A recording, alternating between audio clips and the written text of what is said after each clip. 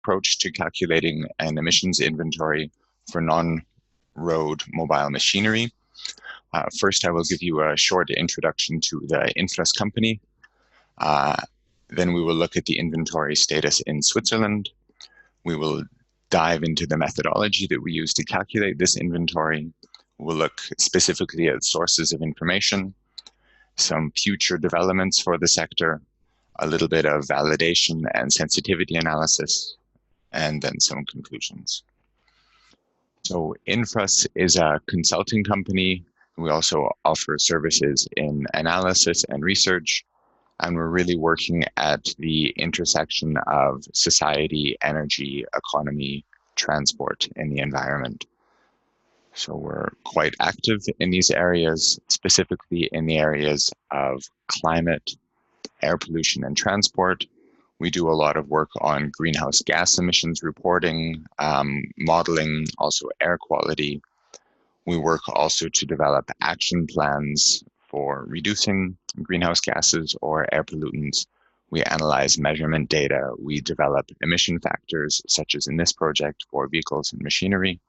And we also do transportation and air quality modeling. So moving on to the inventory status in Switzerland. Switzerland has been developing an inventory for non-road mobile machinery since 1996. And since 2008, Infras has been responsible for this reporting. And we did quite a large update of the methodology and also the statistics in 2015. The 2015 report is what you see here in the image. And this is likely a very good source of information, not only in terms of methodology, but also calibration for you, because the appendix of this report is quite detailed. So I've included the link here, and I'm sure you'll have access to these slides afterwards, so they should be quite helpful for you. This report is also the main basis of this presentation, of exceptions where we've advanced the status. As a part of this report, we also developed an online tool where people can query emission factors based on a survey, on an online server. There is a version on the Swiss Federal Office of the Environment's website, but it tends to not work very often. So we recommend you to use the same version of the tool, but on the Infra server, because we maintain this. So if you have some free time, you can feel free to click on this link and explore a little bit. The machinery that we consider in the Swiss inventory are divided into 7 types. We have construction machinery, industrial machinery, agricultural and forestry machinery, garden and hobby appliances, ships and boats, rail, and military. And in the next couple of slides, I will give you some statistics about the relative shares of these different inventory components. So for example, in the absolute number of machines in Switzerland, and this is 2015 data, we see that the garden care group is by far the largest. And that's because there are very many small machines like lawnmowers and hedge trimmers. And the other groups don't really make up more than 20% total. In terms of operating hours, it's quite similar because there are so many of these garden tools. They dominate the operating hours. But if we then look at total energy consumption, we see that these garden tools are not so important. And especially the construction, the industrial, and the agricultural sectors tend to dominate the energy consumption. If we look then at pollutants and CO2 emissions, things look more like in the energy results, and especially the agricultural machines tend to dominate nearly 50% of many of these impact categories. Here we see a return of the garden machines, especially in terms of carbon monoxide, and this is because of the many two-stroke engines with poor emissions control. In terms of the other emission factors, we see also strong contributions from industry and in some cases also forestry. And here again, this is likely due to chainsaws and two-stroke motors. When we want to compare the Swiss non-road mobile machineries to some other statistic that people have a better feeling for, we typically take the road transportation sector. And here we see in terms of energy and CO2, it's roughly 10%. But because the road transportation sector is more advanced in terms of emissions control technology, the criteria pollutants are usually 10 to 30% of the overall emissions, where energy is less than 10%. So we see the relative emissions per unit of energy consumed are quite a lot higher. Now we'll move into the couple of chapters that make up the main part of this presentation. So here we have the calculation methodology. And the whole emissions inventory is based on this one equation where we calculate the emissions for the whole country per year for a specific pollutant or energy consumption. So we start by taking the number of machines, and of course this is disaggregated by the type of engine that it has. So it could be diesel or petrol or electricity. In terms of petrol, it can be 4- or 2-stroke. The machine category, this could be, for example, in construction, it could be a bulldozer or an excavator. And then, of course, the size class, and usually a range of engine sizes in kilowatts. The next thing we need to know is how many hours per year this machine is operated, the nominal capacity of the machine, the load factor, and here by load factor we mean if the machine has a 100 kilowatt engine, if it has a load factor of 0.5, this means on average it's operating under a load of 50 kilowatts. So how hard the machine is working on average. So is it really working at maximum capacity, or is it idling most of the time? The next factor we then have is the emissions factor, and this basically is quantified per energy consumption of the machine. So the first 4 terms are calculating the energy consumption of the machine, and this emission factor is usually related in terms of grams per energy consumed by the machine. And finally, we have correction factors for example, non-standard loads or dynamic operation, wear and tear of the machine. So even if a machine new has quite low emissions, perhaps over time the emissions get higher. And then another correction, for example, if the vehicle has a diesel particle filter, which is very important in terms of fine particle emissions. In terms of the number of vehicles that we have in operation at any moment, this is calculated based on the number of new registrations of that vehicle type each year, and then the lifetime of that vehicle. And this is not a stochastic number, but rather a probability. So a vehicle is almost 100% likely to survive its first year, but maybe only 70% vehicles survive to the 5th year. And if the vehicle is assumed to have a 20-year lifetime, then the standard here is to assume that 50% of the vehicles are retired at the standard lifetime, and the final maximum lifetime that any vehicle survives to is then double the standard lifetime, so in this case 20 years. So for example, if we're interested in the vehicles that are in the fleet in 2010, we see that we have a small contribution of rather old vehicles that were already inserted into the fleet in the early 2000s, and actually just a rather small contribution from very modern vehicles that were produced in 2010. So we always have this share of the fleet, so a share of different emission categories, vehicle ages, and so on. Many of our calculation parameters depend on the year that the vehicle was produced and also the age.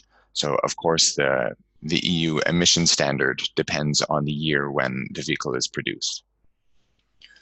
But especially age factors are challenging to get correct, but important. So for example, a vehicle that is quite clean, as I said before, when it's produced, over time will have higher and higher emissions as the emissions control technologies become degraded. It's also the case that new vehicles tend to have higher operation hours per year than older vehicles. So we can see this in this figure for different sectors. So in red, we see construction machinery, where after 30 years, the vehicles are technically still in operation, but they're operated very little.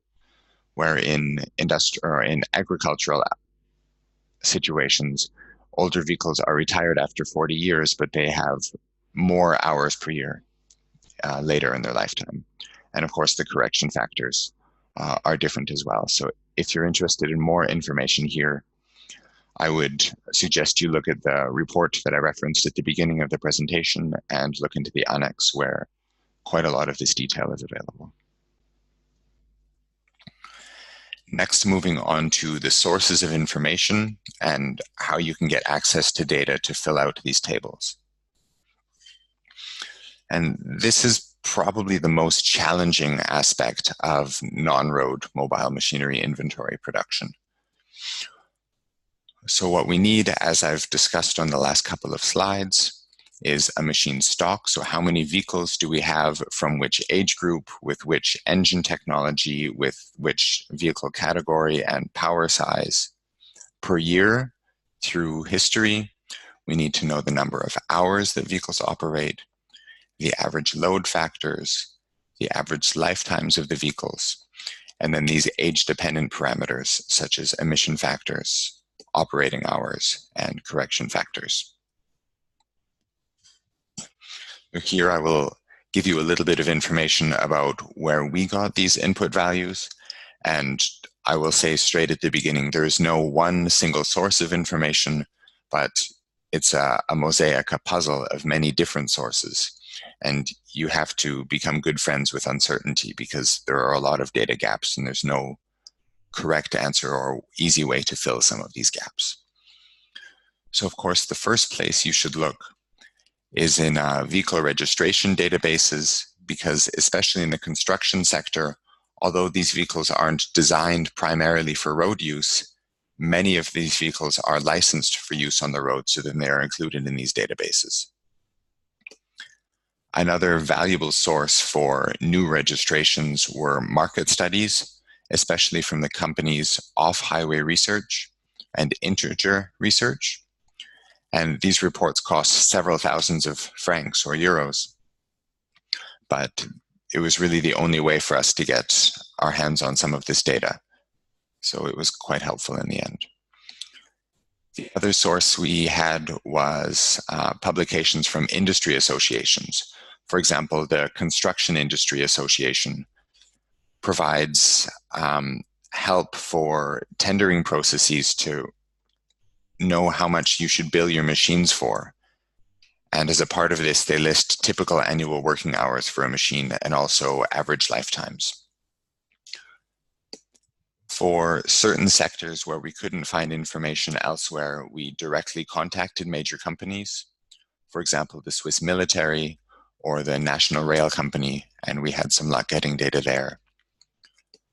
A valuable source of information for calibration is reports from other countries, for example, Switzerland, but also other European countries. And we will show a slide for load factors where this was really valuable. And finally, and perhaps most useful, is a series of expert workshops. And that's what I'll talk about next. One quick slide on market studies. This is a sample of a bit of information we got from the company Off-Highway Research. And here we can see the sale of new machines from 2007 to 2011 with a reasonable disaggregation level. So this was already quite useful information. Now on to the expert workshops that I previously mentioned. And in our experience, this was the most efficient way to obtain data.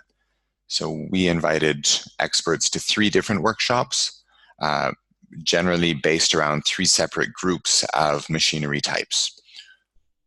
And the type of experts we invited were manufacturers of equipment or importers, scientists who were responsible for emissions measurement, retailers of machinery, and also representatives from industry associations. These workshops were generally 1 half-day to 1 full day long. And the strategy that we used here is that in advance of the workshop, we prepared an Excel table with assumptions for every piece of information that we needed. And we sent these to the participants in advance so they can look at them. And the goal here was to get the feeling of these experts to say, do they feel that this number is too high or too low? Because they have a good feeling for how many number of hours their bulldozers work per year, or if they generally are idling, or if they have a rather higher load factor. So we discussed this throughout the workshop and had the experts discuss amongst each other, and we could get a general feeling for the number. And then finally, we sent the worksheet to the participants afterwards and asked for their personal feedback if they were satisfied with the number or if they would like to change it further. Here is a sample spreadsheet that we used in one of the workshops. It's in German, but I don't think the actual values or subcategories are really important, but just a general idea. We had a list here of different machine categories, and then here a list of the total number of machines that were in the country in operation at the moment, the average number of operating hours per year, and then the share of the different engine size classes for each of these machine groups, and now the share of operating hours, or the total number of operating hours per year for each of the size classes, the minimum lifetime, the maximum lifetime, and so on. So what we did is, before the workshop, we filled out our best guesses or default values for every one of these cells, and then had the experts discuss them during the workshop. And this was extremely useful for us. In terms of emission factors, especially, but also fuel consumption, expert workshops didn't provide so much information. Here we focused mostly on results from the US environmental protection agencies and also the European emission norms. And it was very difficult to get access to large amounts of measured data here. So for the pre-Euro class, there was a reasonable amount of information available from the US environmental protection agencies and also a Swiss measurement agency. So here we were able to have quite detailed numbers that weren't based on emission norms, but for the EU norm classes 1 and 2, these were mostly the type approval values that we used, and then some tolerance factors that were input from the expert workshops. And for the EU3A, these were mostly the limit values in the regulation, and then again with some expert judgment values. For the non-regulated pollutants, we mostly use the EMEP EEA guidebook from 2013 and 2 other studies that are listed here. So we can look in these different tables here, and the different colors correspond to where we got the data from. So we can see mostly for the older Euro classes, we're using data from the US EPA, or in some cases, slightly modified values of the EPA. In the Euro 1 and 2 categories, we are basing on these type approvals. And then in the more advanced emission control technology levels, we're mostly using the limit values. So to summarize the sources of information, we made this small table. And we can see that emission factors are best coming from the regulations, but also from emission workshops, for example. Annual sales, we get data from market research, national statistics, industry associations and customs, and so on. I don't think we need to go through this table in too much detail here, but you'll have access to look at it for suggestions on your own time after the workshop. The next point on the agenda are future developments and how the emissions develop over time.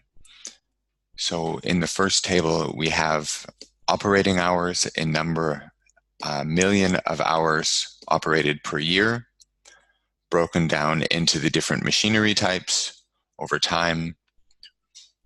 And in the lower figure, we have the total energy consumption in picojoules over the same time frame from 1980 to 2050. And we can see a large growth in these garden care and hobby appliances between 2005 and 2020. And this is mostly due to the growth of these autonomous lawn robots. They became extremely popular in Switzerland. In terms of energy consumption, we saw in the early 2000s quite a large growth of the construction sector. The question then is how to predict the future in terms of these scenarios, in terms of these different machinery. And the general way that we went about this is to try to tie the number of machines that we need to the total growth of the sector. And we did this based on economic scenarios. And then we tried to tie the growth of the sector to the overall gross domestic product of the country or other figures such as population growth. So in general, if the country is expected to do well in terms of GDP and have population growth, it's likely that the construction sector will also grow and that we will need more construction machines. On the other hand, in the agricultural sector, population might grow and the GDP might grow, but the amount of land available for agriculture won't change. So this is more likely to remain constant in the future. So depending on the type of machinery, these are the two strategies that we used. If we look at the development of emissions over time, here, in order to fit everything onto the same figure, we've given emission values for 2015, a value of 100%. And we can see that all emissions categories and also fuel consumption increased until around 1995. And especially starting around 2002 with the introduction of the Euro emission limits, we see quite steep declines, especially in terms of hydrocarbons and PM emissions, particulate matter, and the hydrocarbons, especially benzene, C6H6. These declined quite drastically. Conversely, fuel consumption and energy consumption, CO2, they're all generally linked. It tends to slowly grow, but in the 2015 report, never really go below the values for 2015. The main reason for this is that in the 2015 report, there wasn't assumed an extensive electrification of a lot of this machinery, which is likely to be the largest change in the next iteration of this report. So as I said, in the 2015 report, we assumed electrification for some niche markets like forklifts or trains and these small garden tools like these automatic robots for mowing your lawn. But it's likely with the strong development of lithium-ion batteries that many other machines can be electrified in the future. And these have to be examined separately for each case, but machines that don't have really large energy storage requirements, and especially machines that are limited in terms of the air quality requirements. So this is why forklifts were electrified first, is because they're operating indoors. So these two requirements in particular will drive electrification. For example, Lejunen and colleagues in 2018 published a paper in the journal Energies, overview of powertrain electrification and future scenarios for non-road mobile machinery. And they estimate that over half of new machines in 2035 will have some degree of electric powertrain. And they feel that this is likely going to be a stepwise pathway for the majority of machines. So for example, taking your conventional vehicle and then just electrifying the auxiliaries like pumps or lighting or cooling. Or maybe the next step would be then to include a slightly larger battery and allow it to take some of the peak loads of the system. The next step from there would be full hybridization and finally full electric powertrain. Of course, some smaller machinery have completely bypassed the hybrid pathway and have moved straight from conventional to fully electric. And the obvious machines that come to mind here are these small garden appliances like lawnmowers or chainsaws, for example. Here is an example from the upcoming Swiss energy perspectives that will go until 2050 or even 2060. And these results are a little bit provocative in that they are for the very optimistic climate scenario. But this shows the share of engine types for new vehicles released in, or new machines released in 2050. And we can see in almost all of the different machine categories, 40, 50, or even 100% are expected to be electrified. Remember, this is a very optimistic climate scenario. The reference scenario is perhaps even 50% less than this. But either way, it's strongly expected that electrification will become very ubiquitous in this sector as well. So it's something to definitely keep in mind with the future perspectives, and in this regard, the future of emissions inventories in Switzerland for non-road mobile machinery also needs to be up. A few words on validation and uncertainty. In general, we don't really even have enough data to prepare the model itself. So we don't have extra data sources that we can then use for validation. But in a couple of cases, we do have a little bit of data. So for example, the non-road emission reports from other countries. Or in a couple of cases, we did have more than one data point available, so we could compare the differences between them. Of course, for calibrating load factors and fuel consumption, national fuel statistics here are very helpful because it's more possible to calculate the fuel sold to be used in the road transportation sector. So then the difference can be then used as a calibration measure for the off-road or the non-road sector. And finally, in some cases, there are special statistics. So for example, in Switzerland, farmers were given tax rebates for the diesel fuel that they bought for their tractor. And this was gathered by the Swiss Statistics Agency. So we were able to use this data as a calibration tool for the energy consumption of tractors. Here is a figure from 2017 that compares different load factors for different machinery types and different countries. And we see here that load factors are quite highly uncertain, even within the same machinery type, like in the furthest left, agricultural tractors. We see differences between load factors of 0.3 all the way up to 0.8. Or in mini excavators, it's somewhere between 0.3 and 0.6. This is quite important to get the load factor correct because the results can change quite significantly. but there's no real more detailed source of information available. So this is uncertainty that we just have to live with, and it can be used as an input for sensitivity analysis. A couple of words on uncertainties in the model, especially in this 2015 report that we discussed at the beginning.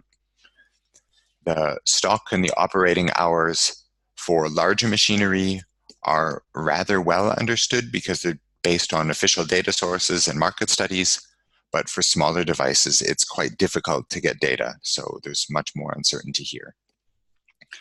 The emission technologies used, especially whether or not a diesel particle filter is included on the vehicle, is quite difficult to know. The market studies that we used weren't complete, and we don't know at the provincial level what retrofits have been done. There's not enough data here, and it's also quite important for particulate matter formation. As I mentioned before, load factors are one of the greatest sources of uncertainty. For example, in construction machinery, based on the addition of one new study that we found, overall energy consumption factors decreased by 16%.